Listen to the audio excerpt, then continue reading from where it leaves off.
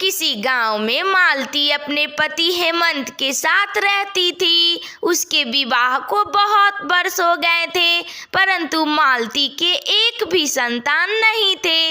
वह भगवान विष्णु के बहुत बड़ी भक्त थी। मालती, तूने तो कहा था कि सपने में भगवान विष्णु ने तुमसे कहा है कि वह तुम्हें संतान जरूर देंगे। फिर ये क्या हो रहा है? कितने दिन हो गए तेरे सपने के, पर अभी तक तो कुछ नहीं लग रहा मुझे।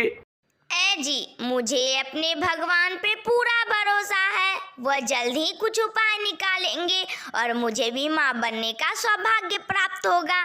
आप देखना, मैं एक दिन जरूर माँ बनूंगी। मेरी भक्त मालती बहुत परेशान है, मुझे कुछ उपाय सोचना ही होगा। देखो, मैं तुम्हें अभी तरबूज बनाकर धरती लोक पे भेज रहा हूँ, पर तुम जब अपनी माँ के पास पहुँचोगे और तुम्हारी माँ जब तुम्हें एक बार पुत्री पुकारेगी, तब तुम मनुष्य रूप में बदल जाओगे और जाओ मेरी भक्त मालती को संतान रूपी वरदान से नवाजो। जी प्रभु, जैसी आपकी आज्ञा, पर मुझे तो मेरी माँ का पता तो बता दीजिए। सब नियति ने पहले से तय कर रखा है। तुम जाओ, तुम अपनी माँ के पास कुछ कठिनाइयों के बाद पहुँच ही जाओगे। धन्य हो प्रभु आप, और धन्य है प्रभु की महिमा। बोलो जय श्री कृष्ण। वह तरबूज भूलोक पे आ जाता है और तभी उसे एक मनुष्य नजर पड़ता है। अंकल अंकल सुनो, मुझे मेरी माँ के पास पहुँचा दोगे? अरे बाप रे, ऐसा भी होता है क्या? ये तरबूज अपने आप कैसे बात कर रहा है? ये तो बड़ा महंगा होगा। ले चलता हूँ इसे और बेच दूंगा कल बाजार में, और मैं भी माला माल हो जाऊंगा। हाँ हाँ, चलो चलो, मैं तुम्हें तुम्हारी माँ के पास छोड़ दूंगा। मैं जानता हूँ तुम्हारी माँ को। ठीक है फिर, चलो चलो, मुझे मेरी माँ के पास छोड़ दो। इतना कहकर वह व्यक्ति उस तरबूज को अपने साथ अपने घर ले आता है।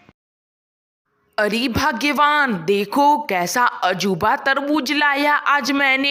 ये बातें भी करता है। अगर मैं इसे बाजार में बेच दूंगा तो मुझे बहुत मुनाफा होगा और हम लोग धनवान बन जाएंगे। हाँ हाँ हाँ जी, हम लोग इसे बेचकर बहुत धनवान हो जाएंगे और एक बड़ा सा घर भी खरीद लेंगे। भगवान हम पे सहाय हो गया। नहीं नहीं, मुझे मत बेचो, मुझे मेरी माँ के पास जाना है। तुमने तो कहा था तुम मुझे मेरी माँ के पास पहुँचा दोगे। तुम लोग बहुत गंदे हो, तुम लोग बहुत गंदे हो।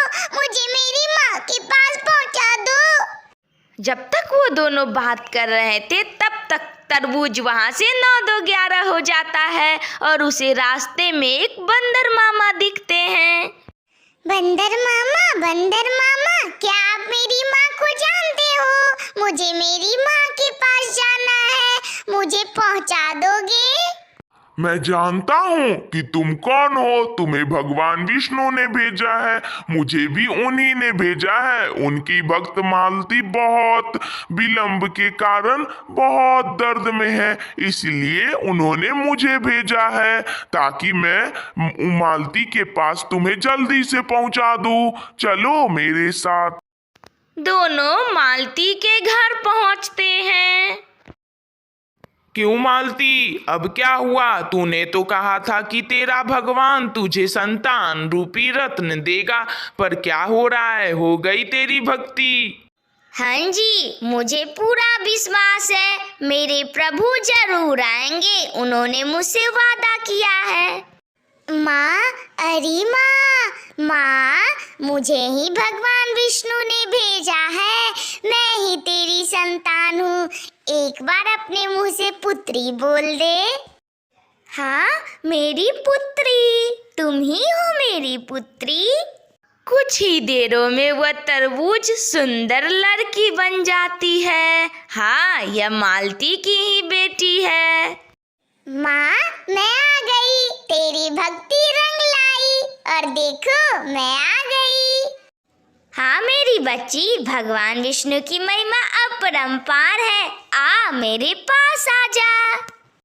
तो बच्चों, भक्ति में बहुत शक्ति है। भगवान विष्णु ने अपनी प्यारी भक्त मालती को एक सुंदर सी पुत्री दी।